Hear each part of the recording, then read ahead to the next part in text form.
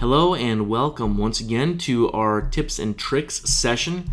This is a continuation of just some general stuff on how to use Fabrication CADmep 2017.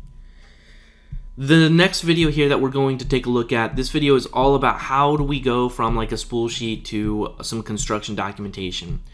So a couple of things when we're dealing with some spools, I'm looking at this file and it's not very clear as to what's happening here.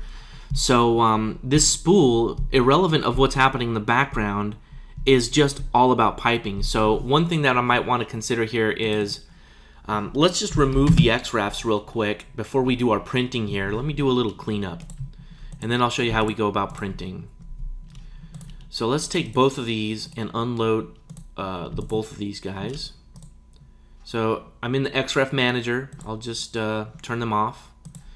And the text is too big, right? So that's a function that, depending on how the setup is, that's a function of either the text size, excuse me, or the style, the text style. So I'll type ST to get my text style, and I want to look at the height of my standard text height, right? So I can see it's one foot, so I'll change it to 4-inch height here, and when I apply that, my system kind of takes over here, and I can regen as well, and it'll kind of shrink the sizes so it's a lot more legible, right? So, and a few additional things I might want to do is I may want to go to the 3D view and start kind of locating this for clarity as to how that's going to work, right?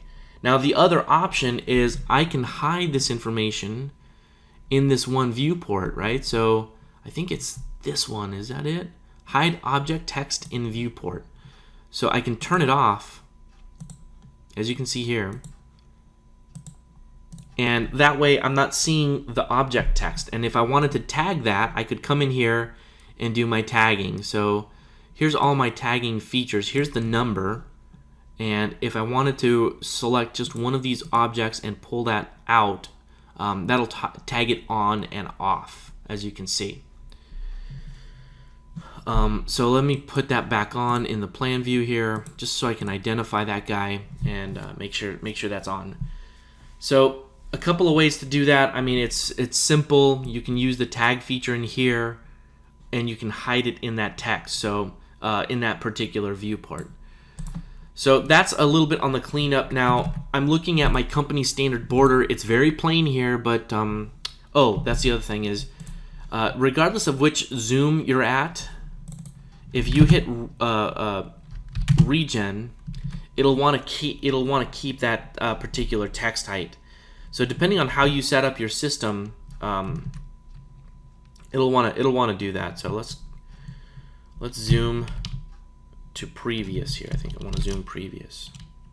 Oh, I need to be in that viewport. Zoom previous. There we go. All right, so the next step is printing. How do we print this? So it's just the standard AutoCAD printing capability here, and I'll just continue to print this one. So depending on your sheet, I'll just tell it, you know what, I want to do an Adobe PDF. You want to look at all of your information. This is set up for a metric project, guys, so you might see some goofy numbers there, but that's essentially what we're dealing with here. I'll go ahead and hit my print preview, and what else do we want to do here? I think that's it. And oh, the tables themselves, guys, these are AutoCAD tables, and you'll notice that some of the line work is gray as opposed to being solid black here, and the gray ones I think don't print. Let me try that one more time. Plot. And let's do the previous plot. Yeah, you're seeing that some of the gray line work isn't going to be populated. So that's just a function of the table itself. So we can take a look at the table. I think what we want to do is, where are my cells? Edit borders. Here we go. And we want to do solid everything. I think that's what we want to do. Let's go ahead and hit OK. Oh, we want to select all of them like this. There we go. Edit borders, and then do the grid. There we go. And I'm going to leave the other one off so you can see the difference here. I'll do a plot, and I'll do the previous plot. So as you can see, it's just AutoCAD Tables. That's the object that the reports are using and leveraging. What I like about that is there's quite a lot of flexibility. As you can see with the borders, you can make them heavier and kind of format them in ways that you haven't been able to in the past. So if I wanted the exterior to be heavier, right, you just go to Edit Borders and tell it, okay, the line weight is going to be a little bit thicker, and we're going to go a perimeter, okay, and then this one is also going to be a heavier border. So let's say you choose that same one here and just do a perimeter. Right? So what does that look like? Let's go ahead and look at our line weights here. I think I have them turned off. So as you can see, if I zoom in, oh, that's just the line work. I forget that the table does not show up as line weight. Give me a second. Let's do a plot. And let's do previous, and let's plot objects with line weights.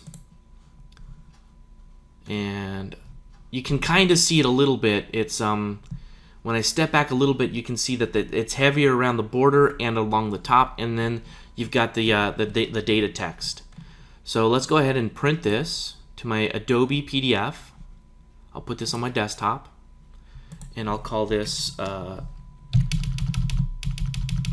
Nike Spool 102.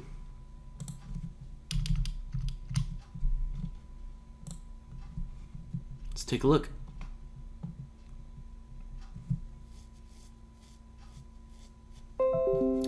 And let's take a look at this.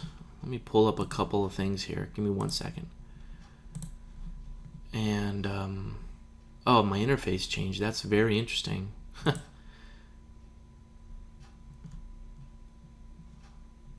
Where's my rotate view? Here it is.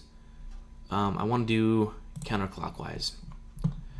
Alright, so a couple of things. I mean, you can do the 3D view as I've got it here in conceptual.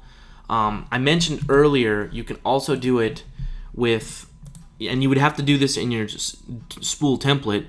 You would want to do this as legacy hidden, and that way when you plot this up again, it has you know, just the black and white hidden feel to it.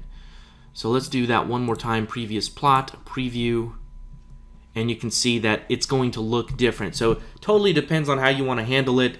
Do you want the 3D aspect to it with a color fill, or do you want just the you know, the 2D look and feel to this particular spool sheet? So totally up to you how you want to handle that, but that's how you go about printing spool sheets from your batch spools.